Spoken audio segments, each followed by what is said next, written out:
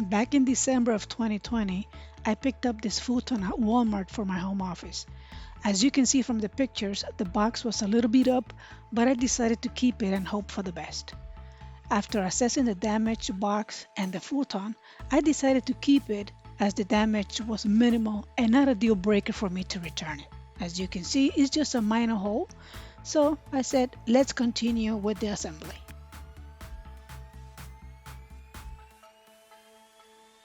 So here's the damage we saw during the unboxing, and as you can see, it's just the cloth that got detached from the frame. Not a big deal for me, so I continued with the assembly of the futon.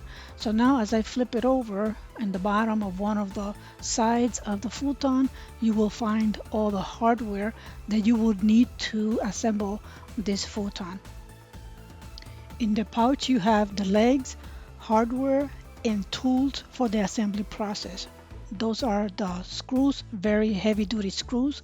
Those are the legs, and also you have different type of legs.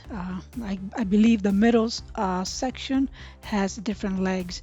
Now I'm moving over to the other side and attach the legs to that side. So the futon comes in two sections, and then at the end, once I put all the legs, I will connect the middle legs that will connect both sides together. It makes it one solid piece. Okay, now that I'm done attaching the legs, I'm making sure that everything is tight. Now I am moving on to repair that little tear on the futon. But given that this is on the bottom of the futon, I didn't mind at all. What I did was I got some double-sided tape, and I cut a piece and I attached it to the frame, and then I attached or connected the piece of cloth to it. And to cover it, I used some black tape that I had laying around. I don't know what that's called, but I used it to cover it up. And given that it's on the bottom of the futon, nobody will see it. So to me, it was not a big deal at all. The frame was in perfect shape. So here's the futon. Now I'm getting ready to connect both sides, as I was saying. At the bottom, you will see the little repair that I just did. And again, nobody will see that.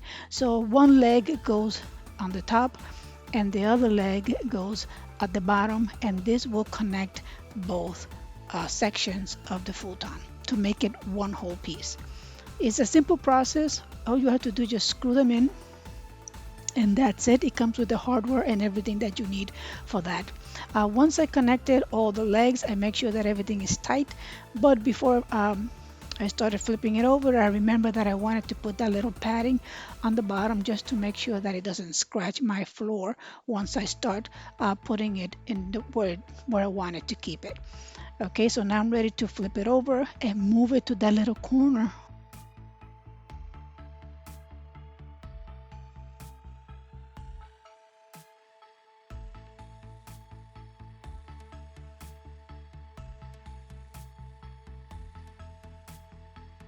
Right now, as you can see, those sides, they move up and down. You can use it as an armrest, or if you want, you can lay them flat as you wish. I was so happy that I was able to complete this process. For one person, it's a lot of work, but it was worth it.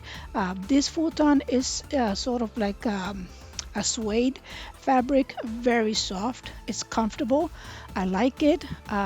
It is good for a quick nap, maybe if you have a family member that want to crash and spend the night, but I would not recommend it as your regular bed because it is a little uncomfortable. It's very hard. It's not soft, so for some people it may be too hard, but if you want, you can add some padding on it, and then you can use it as your regular bed. So here is the futon laying flat. I am 5'4", and to me it's perfect. So here it is. Here's the final product, the fully assembled futon. Thank you for watching.